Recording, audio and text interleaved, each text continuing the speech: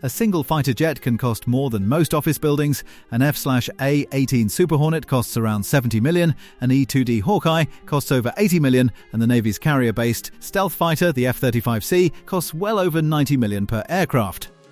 Now imagine dozens of them packed tightly together on a steel deck in the middle of the ocean as a major storm closes in, winds pushing past 100 miles per hour, the deck pitching and rolling beneath the landing gear, one failure, one misstep, and a fighter jet becomes a 30-ton projectile with nowhere to go but the ocean. And this isn't hypothetical. It's happened. So how does the US Navy keep billions of dollars in aircraft from being destroyed when the weather turns hostile? To answer that, we need to understand what's actually at risk. A US aircraft carrier isn't just a ship, it's a floating airbase. Depending on the mission, it carries between 60 and 80 aircraft, fighters, electronic warfare jets, airborne radar aircraft, and helicopters, all operating from a flight deck barely 3 football fields long.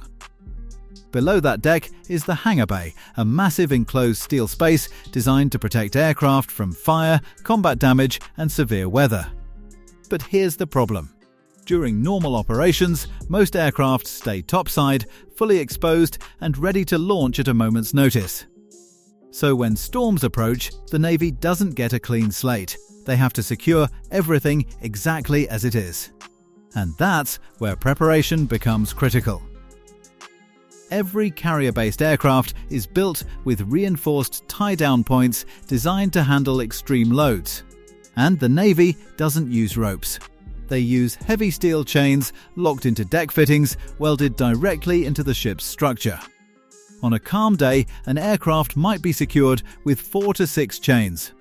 When storm warnings go out, that number doubles, sometimes even triples.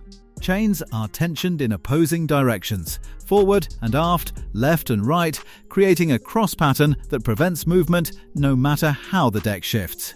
Each fitting is rated to withstand tens of thousands of pounds of force. Because in hurricane-level winds, gravity isn't the real danger. Momentum is. But chains alone aren't enough. Storm preparation turns the flight deck into one of the most dangerous workplaces in the world.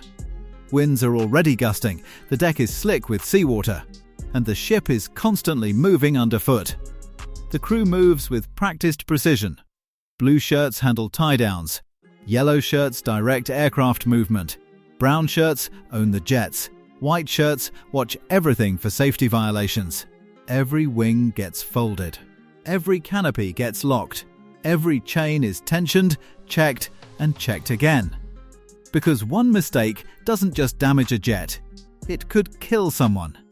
And if time allows, the most valuable aircraft are moved below deck.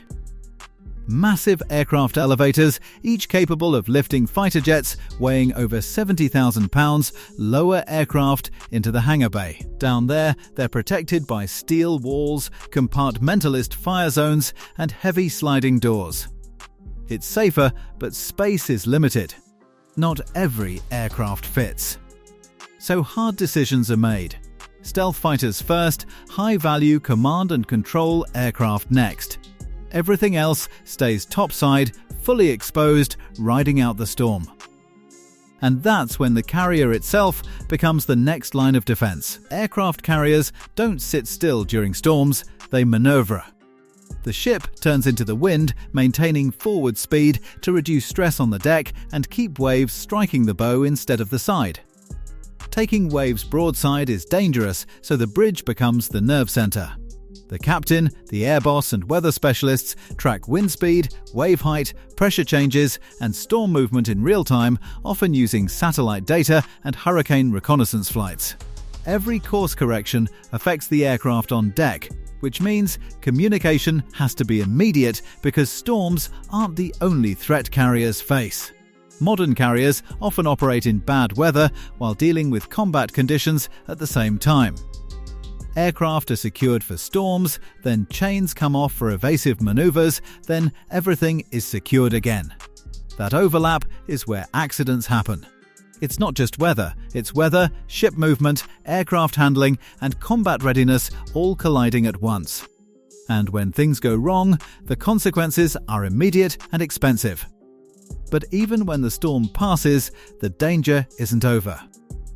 As soon as conditions improve, inspections begin. Every aircraft is checked for saltwater intrusion. Electronics, hydraulics, engines, all inspected. The flight deck itself is examined for structural stress.